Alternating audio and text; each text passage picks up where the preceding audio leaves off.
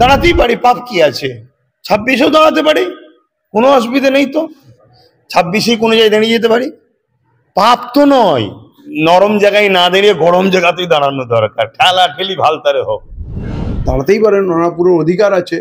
হ্যাঁ, কারণ উনি দলের জন্মদাতা, দলের প্রথম প্রেস কনফারেন্সটা উনিই করেছেন। এক প্রকার দলের উনি মালিক। এবং নৌসাদ সিদ্দিকীও বলে যে আমাদের মূল নেতা, যার অনুপ্রেরণায়, যার ইশারায় আমরা চলি, তাহলে অ্যাকচুয়ালি প্যাট্রোনেজ আব্বাস সিদ্দিকীর আছে। তার ইচ্ছা গেলে সে ইলেকশন আইএসএফ এর ক্যান্ডিডেট হিসাবে লড়তে পারে বা সামনে এসে প্রকাশ্য নেতৃত্ব দিতে পারে। এবারে 2021-এর পর উনি নিজেকে সরিয়ে নিয়েছিলেন, নির্বাসনে চলে গেছিলেন। এটা ওনার স্বাধীনতা, ওনার মনে হয়েছে এখন আমি রাজনীতি করব না। আবার ওনার যখনই ইচ্ছে যাবে উনি রাজনীতিতে আসতে পারেন, হ্যাঁ, প্রকাশ্যে আসতে পারেন। এইটা তো মানুষের স্বাধীনতা, করতেই পারে। নওশাদ সিদ্দিকী বা আইএসএফ বলে যে আমরা হিন্দু, মুসলিম, জৈন, খ্রিস্টান সমস্ত পিছিয়ে পড়া মানুষকে নিয়ে আমরা এগিয়ে যেতে চাই।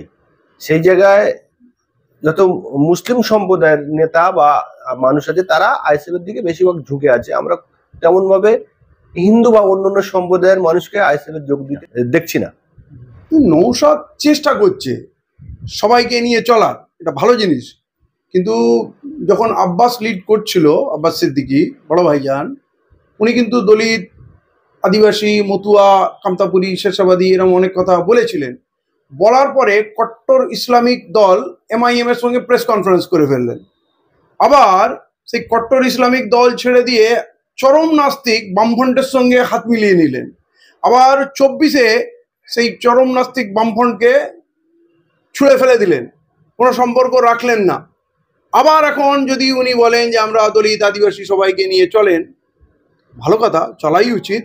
কিন্তু আপনি চট করে রেসপন্স পাবেন না, এইটা এত সহজ ব্যাপার না, এটা কঠিন ব্যাপার। এবং বিগত দিনের যেই পট পরিবর্তন, এত ঘন ঘন ক্যারেক্টার চেঞ্জ, সঙ্গী চেঞ্জ, এতে কে কতক্ষণ সঙ্গে থাকবে আর আসবে, তো যে আসবে তো 10 বার ভেবেই আসবে না। অতএব যেহেতু ও পীরের ঘরের সন্তান, ইসলাম ওদের পরিচয়, অতএব ওদের সঙ্গে মুসলমানরাই থাকবে, এটা স্বাভাবিক। দলিত, আদিবাসী সবাই হু করে চলে আসবে এরকম এখনই কল্পনা করা উচিত না। এইটা অন্তত 10 বছর মেহনত করে নিজেকে প্রমাণ করতে হবে যে আপনি সত্যিই আপনার এজেন্ডায় দলিত, আদিবাসী এইসব আছে। অন্তত 10 বছর কাঠখট পড়ান, হ্যাঁ, তারপর হয়তো ওরা ভাববে। কারণ আমি বলছি, এটা নৌশাদ না, আমার জন্য, সকলের জন্য এটা কঠিনতম কাজ। একজন মুসলিম নেতা হিসেবে দলিত, আদিবাসীর বিশ্বাস অর্জন করা, এটা কঠিনতম কাজ, মানে সব থেকে কঠিন কাজ। মুসলমানরা তো সবার পিছনে ছুটতে রাজি আছে, কিন্তু বাকিরা মুসলমানদের পিছনে চলবে কিনা, এটা লাখ টাকার প্রশ্ন। অতএব এতে নৌশাদের কোনো দোষ নেই। নৌশাদ চেষ্টা করছে, চেষ্টা করা উচিত, এটা ভালো জিনিস। আব্বাস সিদ্দিকী বলেছেন যে বাম, কংগ্রেস, আইএসএফ এবং ছোট্ট ছোট্ট যে দলগুলো পশ্চিমবাংলায় গজিয়ে উঠছে, তাদের সবাইকে সঙ্গে নিয়ে তৃণমূল, বিজেপির বিরুদ্ধে লড়াই করলে একটা ভালো রেজাল্ট পাওয়া যেতে পারে। সেই জায়গায় আপনি একটা ছোট্ট দল নতুন করে আজাদ সমাজবাদী, সেই দলের আপনি দায়িত্বপ্রাপ্ত রয়েছেন পশ্চিমবাংলায়। তো যদি আপনাকেও সঙ্গে নেয়, যেমন এই বিষয়ে এখন কোনো কথা হয়নি, অতএব কাল্পনিক কোনো ভাষায় থাকতে চাই না। আর আব্বাস সিদ্দিকীর এই কথা ওনার মনের কথা হতে পারে, মন কি বাত, কিন্তু এই কথার কোনো গুরুত্ব নেই, কারণ উনি কোনো পলিটিক্যাল লোক না। উনি পলিটিক্যাল নেতৃত্ব দিচ্ছে না, ফিল্ডেও নেই। ওনার কথা কেন কংগ্রেস শুনবে, সিপিএম শুনবে, হ্যাঁ, কেন অন্যান্য দল শুনবে? আরে আপনি আগে পলিটিক্সটা করুন, আপনি পলিটিক্স করুন, তারপরে পলিটিক্যাল কথা বলুন, পরামর্শ দিন, খুব ভালো লাগবে। এটা তো বাংলার মানুষ চাইছে যে সমস্ত বিরোধী দলগুলো এককাট্টা হয়ে বিজেপি, তৃণমূলের বিরুদ্ধে লড়ুক। অতএব এইটা যদি সবাই সদিচ্ছা হয় তাহলে হবে। এখনো পর্যন্ত কোনো সদিচ্ছা কারো সামনে দেখা যায়নি, সবাই একা রাজা হতে চায়। শেষ পর্যন্ত কি হবে, যেমন 21-এও একটা জোট বেঁধেছিল, কি মহাগঠবন্ধন হয়েছিল, ফল হয়েছিল শূন্য, মহাশূন্য, সংযুক্ত মোর্চা। হ্যাঁ, সংযুক্ত মোর্চা। তো এখনো পর্যন্ত কিছু হয়নি। এবারে ভোটের আগে হঠাৎ করে যদি কিছু বলে, আমরা জোট হয়ে গেলাম, আমাদের ভোট দিন, আমরা একসঙ্গে থাকবো, আগে তো আপনাকে প্রমাণ করতে হবে আপনারা একসঙ্গে থাকতে পারবেন কিনা। কারণ 21-এর জোটটা যে ভেঙেছেন 24-এ, সেইটা এখনো কিন্তু জোড়া লাগেনি। আবার যেদিন বলবেন আমরা এক হয়েছি, মানুষকে বিশ্বাস করতে বলবেন আর মানুষ বিশ্বাস করে নেবে, এইটা সম্ভব না। এটা একটা ছেলে খেলা হচ্ছে। এর জন্যে সকলে দায়ী। আর আমার ব্যাপারটা আলাদা। আপনি যেটা বলছেন ছোট দলগুলোকে রেখেছে, আমরাও একটা ছোট দল। তো আমাদের দলটা ছোট দল না। পশ্চিমবাংলায় আত্মপ্রকাশ করছে, পশ্চিমবাংলায় আত্মপ্রকাশ করেছে, কিন্তু দলটা ছোট না। আইএসএফ এর একটা এমএলএ থাকলে আমাদের একটা এমপি আছে, আর আমাদের এমপি চন্দ্রশেখর আজাদকে পুরো ভারত চেনে। তার গর্জনের সামনে বাকি সবাই বিড়াল। ঠিক আছে? অতএব আজকের দিনেও বলে দিচ্ছি যে আমরা পশ্চিমবাংলাতেও ছোট দল না। আমরা হয়তো খুব চেঁচামেচি করছি না, ঠিক আছে? আমরা ছোট দল না।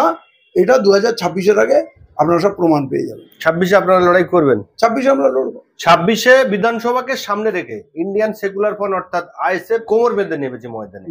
ইতিমধ্যেই তারা 81টা বিধানসভায় অবজারভার ঘোষণা করেছেন। কি বলবেন এই প্রসঙ্গে?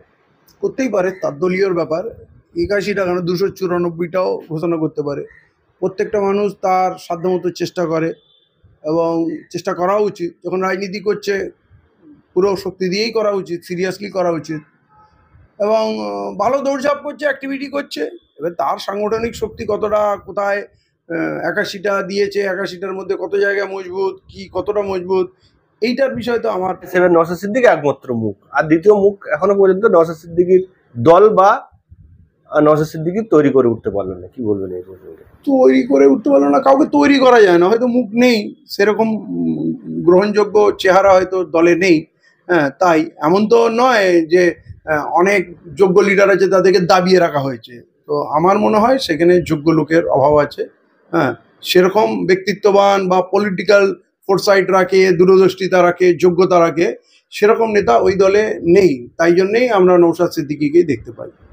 ইতিমধ্যে আমরা দেখলাম যে মুর্শিদাবাদের বিতর্কিত ক্যারেক্টার হুমায়ুন কবির, তিনি বলেছেন যে মুর্শিদাবাদে বাবরি মসজিদ একটা তৈরি করব, ফান্ড তৈরি করে। তিনি আবার বলছেন যে মমতা ব্যানার্জির দাবেদারি করবেন না, উনি 50টি জায়গায় প্রার্থী দিলে অন্তত 15 থেকে 20টা জিতবে, উনিও একটা মুসলিমদের নেতা হয়ে উঠছেন। কি বলবেন? সত্যি কথা বলতে কিনা এইসব লোকের কথা বলবেন না, খারাপ লাগে। আগে ওকে বলুন ভালো করে নামাজটা শিখতে, ঠিক আছে? নামাজটাকে শিখুক, তারপরে বাবরি মসজিদ করবে। হ্যাঁ, নামাজটা শিখুক আগে, নামাজটা পড়ুক। আর এই কারো চামচে হয়ে থাকবে না। তো আপনি বলুন,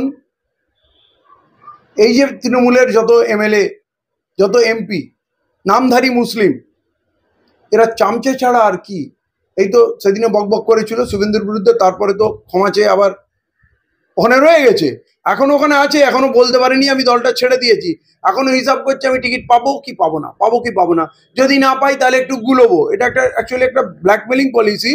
এটা কিন্তু কোনো মুসলিম সমাজের, মানে ওনার জীবনে যে কোনো স্থান আছে ওনার হৃদয়ে, তাহলে তো আমি বলবো যারা পুরো জীবন মুসলিম সমাজের জন্য কথা বলে, সংগ্রাম করে, পাশা থাকে, তারা মুসলিম সমাজের নেতা না। উনি বিজেপি করা লোক, উনি তৃণমূল করা লোক, কংগ্রেস করেছে। উনি এসে মুসলমানদের নেতা হয়ে যাবেন, আর মুসলমানরা তাকে মেনে নেবে? ও কবে মুসলমানদের জন্য ভেবেছে বলুন তো? কি করেছে বলুন তো? এত সস্তা নাকি? আরে মিডিয়া একটু তোলাবাজি দেয়, মজা নেয়, ঠিক আছে?